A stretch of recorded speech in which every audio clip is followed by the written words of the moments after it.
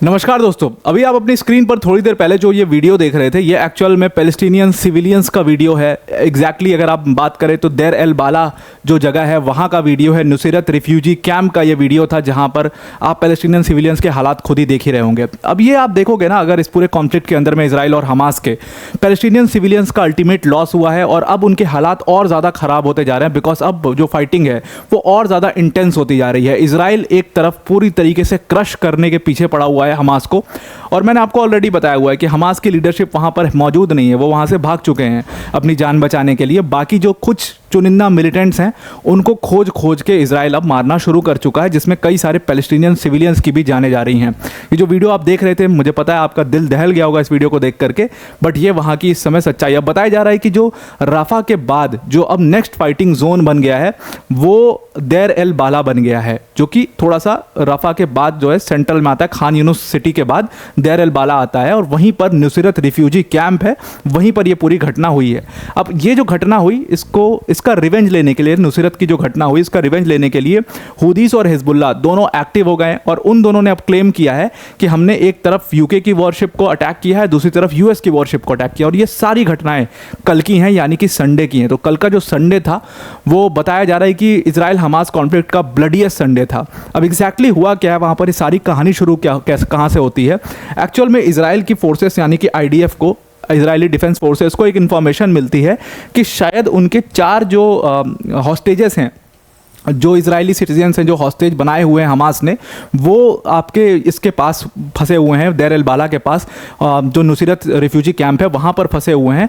तो और वो ज़िंदा हैं। उनकी एक वीडियो फुटेज रिलीज़ होती है, उनके बारे में बाकायदे इन्फॉर्मेशन आती है, और उसके बाद इजरायली डिफेंस फोर्सेस और यूएस की परमिशन के साथ में इजरायली डिफेंस फोर्सेस ने एक पूरा ऑपरेशन प्लान किया। और वो ऑपरेशन प्लान करने में एक मुझे लगता है कि थोड़ी सी चूक रही कि उस ऑपरेशन को इन्होंने बहुत डेवास्टेटिंगली ऑपरेट किया। जैसे ही ये घुसते हैं देर एल बाला के अंदर में, नुसैरत रिफ्यूजी कैंप में, ये पूरी अपनी टैंक्स लेकर के घुस जाते हैं और पूरा मतलब एकदम पूरी सिटी को तहस नहस कर देते हैं। जो हाल इन्होंने खान यूनुस की सिटी का किया था, सेम वही हाल इन्होंने अब नुसैरत रिफ्यूजी कैंप के आसपास के जगह का कर दिया है, जो आप वीडियो में साफ साफ देख रहे होंगे। तो इन्होंने पूरी तरीके से टैंक्स लिया, जिस भी बिल्डिंग में इनको थोड़ा सा भी अंदेशा हुआ कि इसमें हूदी रिबल्स हो सकते हैं, उस बिल्डिंग को इन्होंने उड़ाना शुरू कर दिया, और कई सारे लोग जो पैलेस्टीनियन सिविलियंस हैं उनकी जानें इसमें चली गई। ऑलमोस्ट बताया जा रहा है कि नंबर 200 का है, 200 पैलेस्टीनियन सिविलियंस की जो है इसमें जान चली जा चुकी है। रात को ये ऑपरेशन शुरू हुआ, संडे तक पूरे दिन ये ऑपरेशन चलता रहा, और उसके बाद अब हुदीस ने अटैक करना शुरू कर दिया है। तो ये जो 200 सिविलियंस, पैलेस्टीनियन सिविलियंस की इसमें जान गई है, इसको काफ़ी ज़्यादा क्रिटिसाइज़ किया जा रहा है इंटरनेशनल मीडिया द्वारा। और सिर्फ 200 सिविलियंस की जान नहीं गई है, बल्कि इसमें कहा जा रहा है कि 500 से 550 पैलेस्टीनियन सिविलियंस जो हैं वो बुरी तरीके से बैडली इंजर्ड हैं, वो हॉस्पिटल पहुंचने लायक भी नहीं है। कई लोगों के शरीर का आधा हिस्सा उड़ चुका है, बिल्कुल ना उनके पास लिम्स बचे हैं, कुछ नहीं बचा है। बहुत सारे ऐसे लोग हैं, और ये हॉस्पिटल की जो मिनिस्ट्री है, मतलब जो हॉस्पिटल को मैनेज कर रही है, जो यूएन के लोग वहाँ पर मौजूद हैं, उन लोगों के द्वारा ये दिया गया इन्फॉर्मेशन है कि 550 लोग ऐसे हैं जो इतनी बुरी तरीके से घायल हैं कि उनको हॉस्पिटल भी ले जाया नहीं जा सकता। ब्लड लॉस इतना ज़्यादा है कि वो उनकी कभी भी जाने जा सकते। तो आप मान लो कि नंबर जो 200 आ रहा है, क्योंकि ये मैंने आपको दिखाया कि ये किसका आर्टिकल है, तो सॉरी, ये वॉशिंगटन पोस्ट का आर्टिकल आया हुआ था, तो वो आर्टिकल का मैंने ये पिक किया था, ये सारी लाइंस। तो वॉशिंगटन पोस्ट अगर 200 का नंबर दे रहा है तो आप समझ सकते हो कि ये नंबर और भी ज़्यादा हो सकता है। और कहीं ना कहीं जो यूएस अभी तक डिप्लोमेटिकली खेल रहा था, एक पूरा ह्यूमैनिटेरियन प्लायर बना के दे रहा था जहाँ से एड पहुँच सके, ह्यूमैनिटेरियन एड्स की बात कर रहा था, हॉस्पिटल्स की बात कर रहा था, पूरे राफा के अंदर में या पूरे गाज़ा स्ट्रिप के अंदर में बात करो, उस यूएस ने इतने ज़्यादा डिवास्टेटिंग ऑपरेशन को अनुमति दी है इजराइल को करने के लिए। तो तभी इजरायली डिफेंस फोर्सेस घुस करके बुरी तरीके से 4 हॉस्टेजेस तो जिंदा बच गए, उनको तो रेस्क्यू करा लिया गया, लेकिन 200 लोग जो हैं, जो पैलेस्टीनियन सिविलियंस थे, उनकी इसमें जान चली गई। इसमें कई सारे बच्चे भी इंक्लूडेड हैं। अब इस पूरी घटना, नुसैरत रिफ्यूजी कैंप की इस घटना के बाद अगर मैं आपको एग्जैक्ट लोकेशन दिखाऊं, तो लोकेशन में आपको पता है कि देखो ये गाज़ा स्ट्रिप है, और गाज़ा स्ट्रिप में ऑलमोस्ट, और ये गाज़ा स्ट्रिप की प्रॉब्लम आज की नहीं है, ये तो सदियों पुरानी प्रॉब्लम है। तो अभी तक इसमें यहाँ पर 1.7 मिलियन रेफ्यूजीज रहते हैं पूरे गाज़ा स्ट्रिप के अंदर में, और जो ये 1.7 मिलियन रेफ्यूजीज हैं, ये आज तक के वर्ल्ड का सबसे बड़ा अनरिजॉल्व्ड रेफ्यूजी प्रॉब्लम है जो अभी तक रिजॉल्व नहीं हुआ है। तो ये रेफ्यूजी जो 1.7 मिलियन है, ये कम से कम 8 रेफ्यूजी कैंप्स में रहते हैं गाज़ा स्ट्रिप के अंदर में। ये रेफ्यूजी कैंप्स को ऑपरेट कौन करता है? बहुत सारे रेफ्यूजी कैंप्स को यूएन करता है, और भी थोड़े और भी ऑर्गेनाइजेशंस हैं, और भी एनजीओज़ हैं जो इन पूरे रेफ्यूजी कैंप्स को ऑपरेट करते हैं। कई मामले में ये रेफ्यूजी कैंप्स को आप कह सकते हो कि हमास के कंट्रोल में भी कई सारे रेफ्यूजी कैंप्स हैं यहाँ पर। तो अब इसमें आप देखोगे कि नॉर्दर्न गाज़ा में जबालिया रेफ्यूजी कैंप है, नाम आपने सुना होगा। यहाँ पर भी एक बार अटैक हुआ था, एयर स्ट्राइक हुआ था, क्षति है उसके बाद गाज़ा सिटी के अंदर में।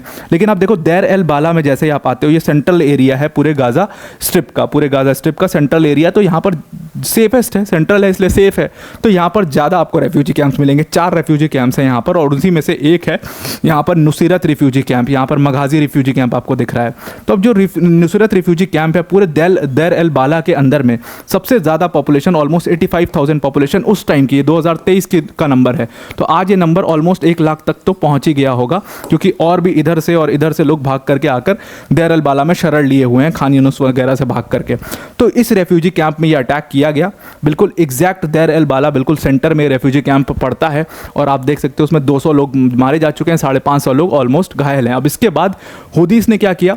हुदीस और हिजबुल्लाह, क्योंकि मैंने आपको ऑलरेडी बताया ना वीडियो के स्टार्टिंग में कि जो लीडरशिप है हमास की वो पूरी तरीके से भाग चुकी है, वो कतर में जाकर के बैठी है, उनके पास कुछ करने के लिए अब ऑप्शन बचा ही नहीं है, ना उनके पास उतना पावर बचा है कि वो कुछ कर सके। अब गाज़ा स्ट्रिप के अंदर में वो चीज़ें उनके हाथ से बाहर निकल चुकी हैं।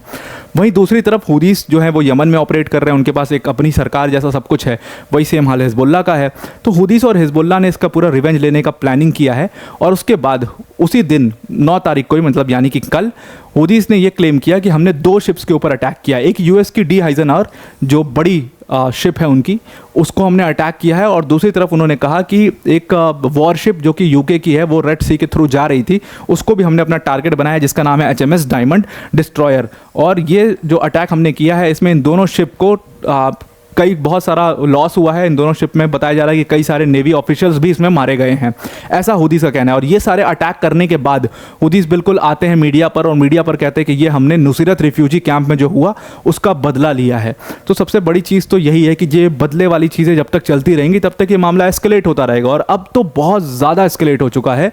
अब सीधा सीधा कहीं भी आप देखो, कोई भी न्यूज़ आती है तो उसमें कभी 50 पैलेस्टीनियन सिविलियंस की जान जा रही, कभी 100, कभी 200। आज के हालात देखो, अब 550 मतलब घायल हैं और 200 लोग मर चुके हैं। सब कुछ मतलब इतना डिस्ट्रॉइंग, इतना डिवास्टेटिंग है ये सारा कुछ। आज ही सुबह जब मैं वीडियो बना रहा था, मैंने आपको कहा कि हो सकता है एक अच्छी न्यूज़ लेकर के हम आएँ जहाँ पर आर्मी एक अपना ऑपरेशन करेगी, क्योंकि जम्मू एंड कश्मीर में भी टेररिस्ट अटैक हुए। तो इन सब चीज़ों के बीच में देख करके लगता है कि आई डोंट नो ह्यूमैनिटी कहाँ जा रही है।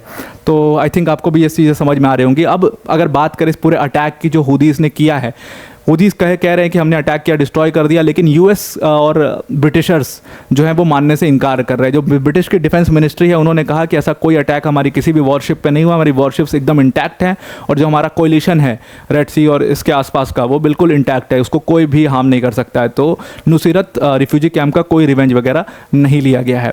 अब ये नुसीरत रिफ्यूजी कैंप एक बहुत बड़ा मुद्दा बनने वाला है आगे चल करके। अगर ह्यूमैनिटेरियन क्राइसिस की बात देखें तो उसमें सबसे बड़ा मुद्दा ही नुसीरत रिफ्यूजी कैंप बनेगा, और इसके लिए आई थिंक इजराइल को काफ़ी ज़्यादा हाई प्राइस भी पे करना पड़ सकता है इस वॉर के एंड होने के बाद। तो आई होप आपको ये पूरा आर्टिकल समझ में आ गया। वीडियो को एंड करने से पहले अनअकैडमी टीम की तरफ से एक बहुत बड़ी अनाउंसमेंट है। देखो, अनअकैडमी टीम ने ना इस बार यूपीएससी CSE 2023 के जब रिजल्ट्स आए उसमें 300 से भी ज़्यादा सिलेक्शंस दिए, जिसमें all India rank 1 Aditya Shrivastava sir भी हमारे ऑनलाइन प्लेटफॉर्म के ही लर्नर थे। तो आप समझ सकते हो किस तरीके की क्वालिटी अनअकैडमी आपको प्रोवाइड करती है। अब अनअकैडमी की जो सक्सेस है उसको हम अकेले सेलिब्रेट नहीं करना चाहते हैं, बल्कि अपनी वर्ल्ड अफेयर्स की ऑडियंस के साथ मिलकर के सेलिब्रेट करना चाहते हैं। और इसीलिए हमने यूपीएससी CSE की अपनी कोर्स फीस में बिगेस्ट एवर प्राइस ड्रॉप किया है। जिस कोर्स में आपको 1.5 लाख 2 लाख रुपए तक लग जाते हैं यूपीएससी की प्रिपरेशन करने में, उसका प्राइस हमने कम करके सिर्फ और सिर्फ 29,999 कर दिया। मतलब इस कोर्स फीस में आपको इंडिया के top educators like Mrinal sir, like Pratik sir, like Sudarshan sir जैसी फैकल्टीज़ इसमें पढ़ा रही होंगी। तो इस बैच को पाने के लिए आपको सिंपली क्या करना है, डिस्क्रिप्शन में हमने एक लिंक दिया, उस लिंक पर क्लिक करना है, और जहां पर यूज कोड का ऑप्शन आएगा वहां पर आपको APYT10 यूज करना है। तो आप इस बैच को बहुत इजीली इस डिस्काउंटेड प्राइस में अवेल कर पाओगे। तो आई होप आपको ये पूरा आर्टिकल समझ में आ गया होगा। आज के लिए इतना ही। Thank you and have a nice day.